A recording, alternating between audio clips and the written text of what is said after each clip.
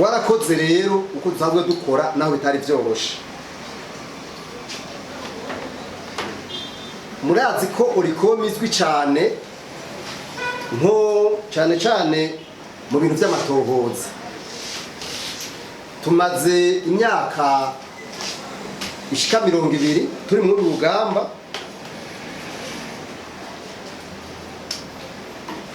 twarabonye neza yuko ari urugamba rwoye cyane mugabo kandi rushoboka ko n'urugamba rw'iteka. Mu mwaka rero w'ibihumbi 2021 urabwa n'iyi raporo twakoze amadosiye ashaka 68 mugabo twaronse 147 dusanga amamiliyaridi arenga 400 asa n'ayari mu minwe y'abantu batagomba kuyagira. Ni ukuvuga amamiliyaridi yagomba kuba mu giga ca leta mugabo ari mu minwe y'abantu giti cyabo. Ibi rero tukabona yuko byagwiriye cyane mu bisata bishika kuri bitatu. Igisata ca mbere ni igisata kijanye n'amasoko ya leta kuko ndabivuga. Igisata ca kabiri ni mu makomune, aha gatatu ni mu mashira hamwe leta ifise mu mitahe. Aha hantu haragwaye cyane, twarabonye ko hagwaye gose,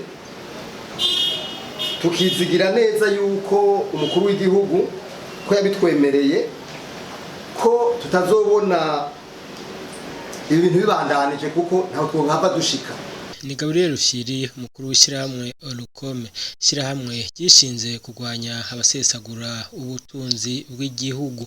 Hari mu kiganiro n'amenyeshamakuru mu gihe iryo shyirahamwe ryari riramutse rishyira ahabona ivyo ryaranguye mu mwaka w'ibihumbi 2021.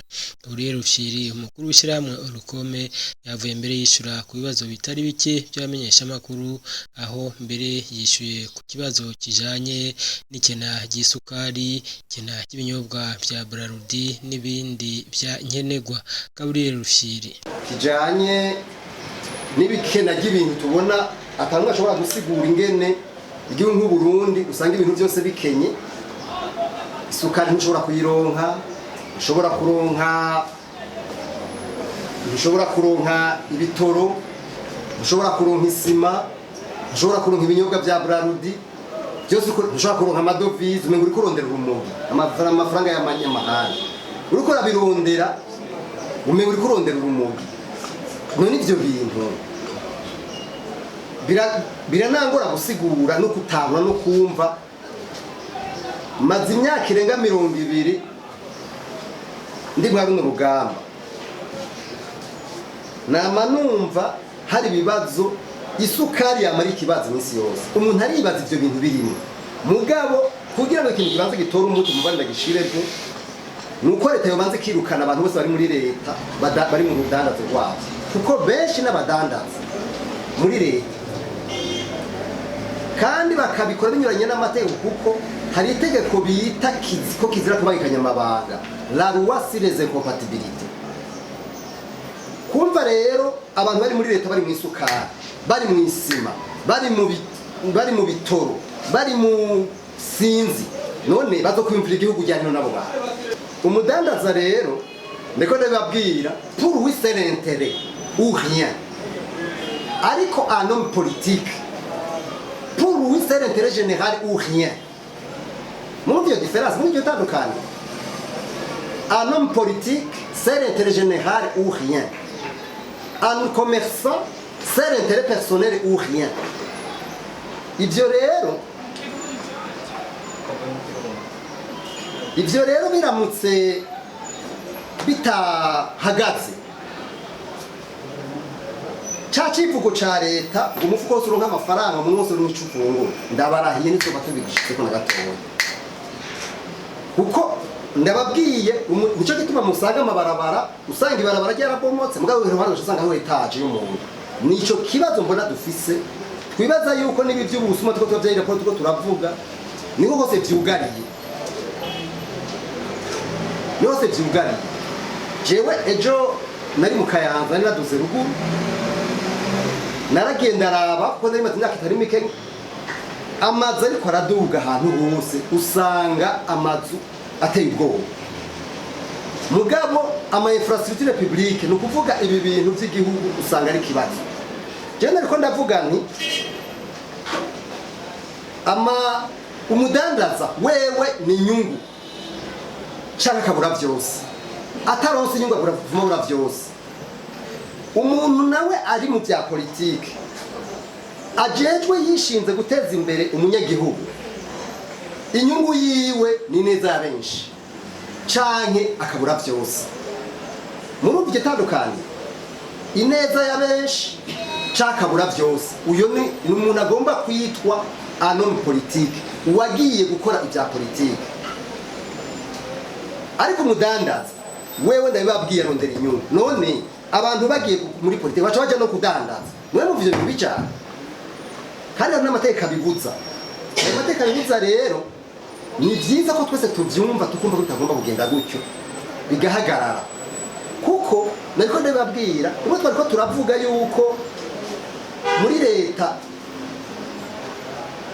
bafise icivugo kuko umufuko wose uronka amafaranga umuntu wose uronka ico ufungura ibyo ntibishoboka mu situation nk'iyi ninde yosigura ingene isukari idashobora kuboneka adashobora gusigura ninde yosigura ingene isimi idashobora kuboneka kandi ibitoro bidashobora kuboneka ntitwavuze imiti n'ibindi ivyo rero murumva yuko abantu bose bagwara mubaze umuntu wese afite amafaranga aca yiruka mu Rwanda aca yiruka muri Kenya kandi bagenda basinzikaye kubera usanga n'ibikoresho ngaha biba bidakwiye ivyo rero tugomba n'ukuri abantu bari imbere yacu bariko baradutwara bikorera uyo mutwaro nabo bareke ivyo byo kudandaza babireke nibabireke nco bariko barafasha igihugu ndazi ko harabo bibabaza mugabo nta kundi c'est comme ça nta kundi ngarutse rero ku bibazo mwabajije mwavuze muti iyi raporo mwavuze mu miliyaridi ashika 400 nivyo muti mbega yoba yibwehe yoba arabibiki aya mafaranga ishyamo riko murabize ko rimaze imyaka irenga ishaka 200 riko rirakora ibintu by'amadosiye kuva kera si ibintu bitanguye uno munsi aha rero usanga harimo n'ibyo no kwita ibyaha byinshi ariko kandi ni inzego twebwe tuco dukora turagira icyo twita alert twebwe turamenyesha hanyuma rero inzego zigomba guca zikora akazi ni ukuvuga inama nshingamateka ibiro bya ombudsman ubugenzuzi bukuru bwa leta kuri dekote n'abandi mugabo kandi abo bose barabikora bagaca bahereza ubutungane nabo bugakora mugabo murabona yuko bidakunda koroha yuko ibintu by'ubusuma bihagarara mugabo rero dufise icizigiro ko umukuru w'igihugu yamaze fasi intumbero kandi hakaba n'umushikiranganje w'intwaro hagati mu gihugu ariko aramufasha twifuza ko n'ubu butungane nabone yojamo n'abandi bakajamo mugabo bakabikora bakurikije ubuhinga n'abahinga kugira ntihagire umuntu arenganye kuko twifuza ko umuntu yorenganye mu bintu nk'ibi muti mwavuze ibitari bike mugabo ntimwashizemwo ibyo musaba twabivuze byinshi biri mu cegeranyo kiza kiri kuri site web yacu hamwe toje bijamwe twofa tunabihejeje mugabo nagira mvuge kimwe cyonyene nuko twipfuza yuko mu Burundi twasavye leta ko boshiraho ikintu bita mu gifaransa système national de l'intégrité système national de l'intégrité ni giki nugushiraho ubuhinga biciye mu mategeko butuma inzego zose rumwe kubiruraba rukora ibyo rugomba gukora rugenewe nukuvuga inama nshingamateka n'impuzamateka bagakora akazi kabo n'akahe ni ugutora amategeko n'ugukontorora ingene leta ikora kandi tukabona yuko babakarira inama nshingamateka idakarira leta haba hari ikintu kikirutse bagomba kwerekana neza yuko bariko barabafasha bakababwira ukuri tukabyumva tukabibona. Ikigira kabiri nuko urwego rw'intwaro executive nago rukora akazi kago, bakoze ikosa tukabona ko inama nshingamateka yavuze iti aha mwakoze bitari byo.